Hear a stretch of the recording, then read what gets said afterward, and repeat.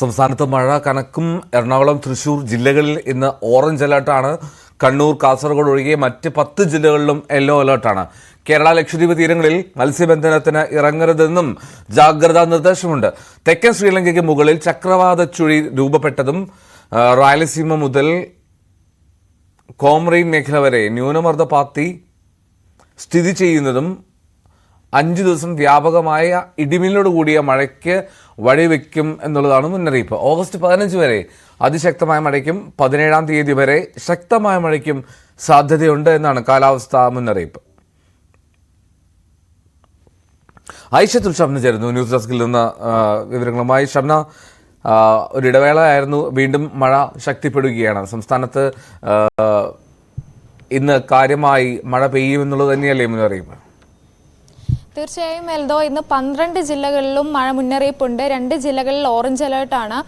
എറണാകുളം, തൃശൂർ ജില്ലകളിൽ ഓറഞ്ച് അലേർട്ടും കണ്ണൂർ, കാസർഗോഡ് ഒഴികെയുള്ള ബാക്കി 10 ജില്ലകളിൽ ഇന്ന് യെല്ലോ അലേർട്ടുമാണ്. വരും ദിവസങ്ങളിലും ശക്തമായി തന്നെ മഴ തുടരുമെന്നാണ് ഇപ്പോൾ കേന്ദ്ര കാലാവസ്ഥാ വകുപ്പ് നൽകുന്ന മുന്നറിയിപ്പ്. തെക്കൻ ശ്രീലങ്കയ്ക്ക് മുകളിൽ ചക്രവാത ചുഴിയും ഒപ്പം ന്യൂനമർദ്ദപാത്തിയും നിലനിൽക്കുന്നുണ്ട്. ഇതിന്റെ ഫലമായാണ് കേരളത്തിൽ വരും ദിവസങ്ങളിൽ മഴ ശക്തമാകുന്നത്.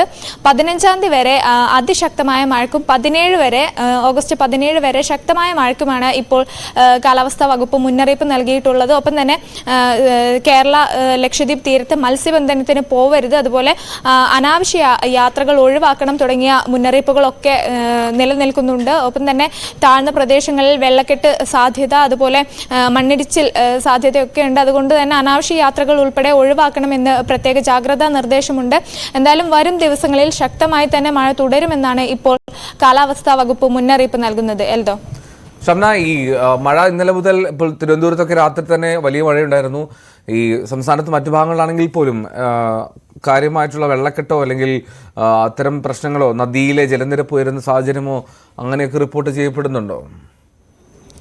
എൽദോ, ഇന്നലെ രാത്രി മുതൽ തന്നെ തിരുവനന്തപുരം ഒക്കെ നല്ല മഴയായിരുന്നെങ്കിൽ പോലും ഇപ്പോൾ കാര്യമായ അത്തരത്തിൽ ഉയർന്ന വെള്ളക്കെട്ടോ അല്ലെങ്കിൽ അത്തരം പ്രത്യേക പ്രശ്നങ്ങളോ ഒന്നും റിപ്പോർട്ട് ചെയ്യപ്പെട്ടിട്ടില്ല. എങ്കിലും സംസ്ഥാനത്ത് ഉടനീളം വ്യാപക മഴയാണ്. രാവിലെ തിരുവനന്തപുരത്ത് മഴ ചെറിയൊരു ശമനമുണ്ടെങ്കിൽ പോലും ശക്തമായി വിവിധ മേഖലകളിൽ ഒറ്റപ്പെട്ട മഴ തുടരുമെന്ന് തന്നെയാണ് ഇപ്പോൾ കാലാവസ്ഥാ വകുപ്പ് നൽകുന്ന മുന്നറിയിപ്പ്. ഒപ്പം ഉയർന്ന തിരമാലയ്ക്കും മണിക്കൂറിൽ 75 കിലോമീറ്റർ വരെ ഉയർന്നടിക്കാവുന്ന, ശക്തമായി വീശിയടിക്കാവുന്ന കാറ്റിനൊക്കെ സാധ്യതയുണ്ടെന്ന് കൂടി കാലാവസ്ഥാ വകുപ്പ് മുന്നറിയിപ്പ് നൽകുന്നുണ്ട്. റൈറ്റ് ഷംന, ഐഷത്തുൽ ഷംനയാണ് വിവരങ്ങൾ നൽകിയത്. ന്യൂസ് ഡെസ്കിൽ നിന്ന്. മഴയുണ്ട്, കരുതലോടുകൂടി തന്നെ പുറത്തേക്ക് പോവുക. അപ്പോൾ ഓഫീസും സ്കൂളിലൊക്കെ പോകുന്നവരൊക്കെ കരുതലെടുക്കുക. ഒരുപാട് കമൻറ്റുകളൊക്കെ വരുന്നുണ്ട്. കോട്ടയത്ത് ഹെവി റെയിൻ ആണ് എന്നൊക്കെ പറഞ്ഞ് മെസ്സേജ് അയക്കുന്നുണ്ട്, വലിയ മഴയാണ് എന്നുള്ളത്. ഓക്കെ, അപ്പോൾ എല്ലായിടത്തും മഴയുണ്ട് കാര്യമായിട്ട് തന്നെ. അപ്പോൾ അതിൻ്റെ കരുതലിൽ തന്നെ നമുക്ക് മുന്നോട്ട് പോകാം.